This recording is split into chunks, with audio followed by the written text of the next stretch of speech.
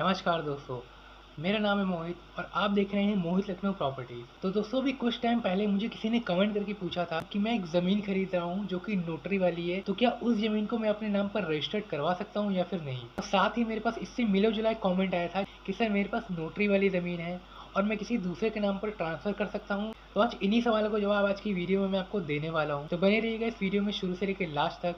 ये वीडियो काफ़ी ज़्यादा इन्फॉर्मेटिव होने वाली है हर किसी के लिए, क्योंकि ज़मीन से जुड़े फ्रॉड आजकल काफ़ी ज़्यादा देखने को मिल रहे हैं। तो अब ये जो दोनों कमेंट हैं इनका जवाब एक ही है, तो बहुत ही सिंपल तरीके से इसको समझेंगे। तो अब जैसे कि पहला वाला कमेंट था, किसी ने मुझसे लेकर पूछा था कि सर मैं नोटरी वाली ज़मीन खरीद रहा हूँ और क्या मैं उसे अपने नाम पर रजिस्ट्री करवा सकता हूँ। तो इसका जवाब है आप रजिस्ट्री करवा सकते हैं, लेकिन उसका एक प्रोसेस होता है।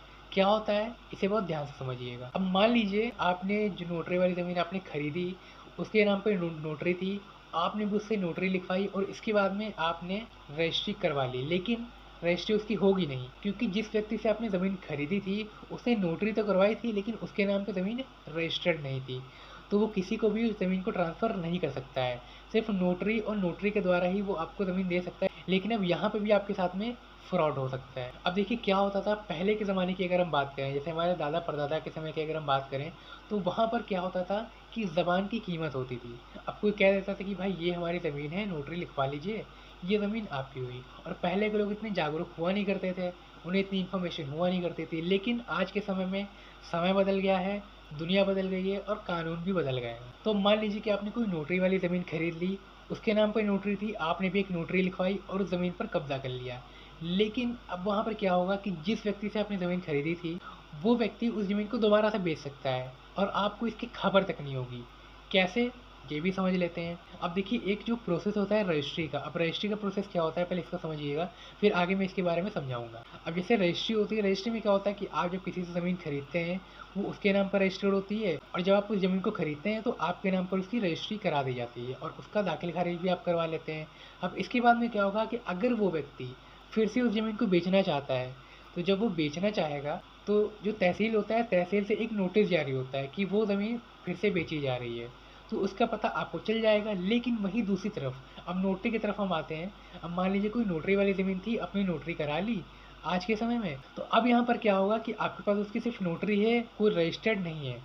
तो अब जो व्यक्ति था जिससे आपने ज़मीन खरीदी थी, वो दोबारा से उस ज़मीन को बेच देगा, भले आपने उस पे कब्ज़ा कर लिया हो या आप उस पे मकान बना के भी रह रहे हो। तो सिंपल सी चीज़ है, अगर आप कोई नोटरी वाली ज़मीन किसी से भी खरीद रहे हैं, तो सबसे पहले आप जिससे खरीद रहे हैं, आप उससे कहिए कि सबसे पहले आप इस ज़मीन की अपने नाम पर रजिस्ट्री करवाइए, उसके बाद में हम आपसे ये ज़मीन खरीदेंगे।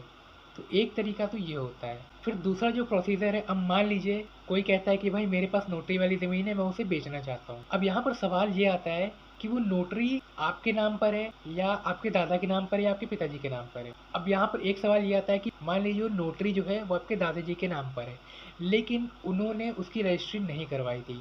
अब यहाँ पर क्या होगा कि जब आप उस ज़मीन की रजिस्ट्री कराने जाएँगे, तो जो रजिस्ट्रार ऑफ़िस होगा, वहाँ से एक जो नोटिस होता है, जो मैंने आपको पहले ही बताया, जो नोटिस जारी होता है, वो नोटिस जारी होगा।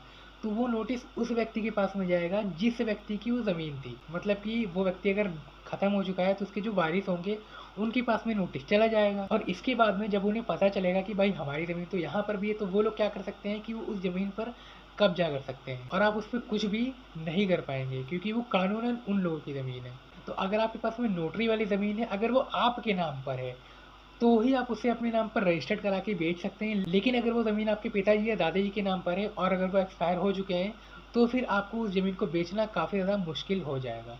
तो दोस्तों उम्मीद करता हूँ कि आपको नोटरी वाली ज़मीन कब खरीदनी चाहिए और कब नहीं खरीदनी चाहिए, ये समझ में आ चुका होगा। और इसके बावजूद भी अगर आपके मन में कोई सवाल है, तो आप मुझे नीचे कमेंट बॉक्स में ज़रूर पूछिएगा। मैं उसका जवाब देने की पूरी कोशिश करूँगा। तो फिलहाल आज की वीडियो को यहीं पर ख़त्म करते हैं और मिलते हैं एक नेक्स्ट वीडियो में नेक्स्ट टॉपिक के साथ में। तब तक के लिए नमस्कार।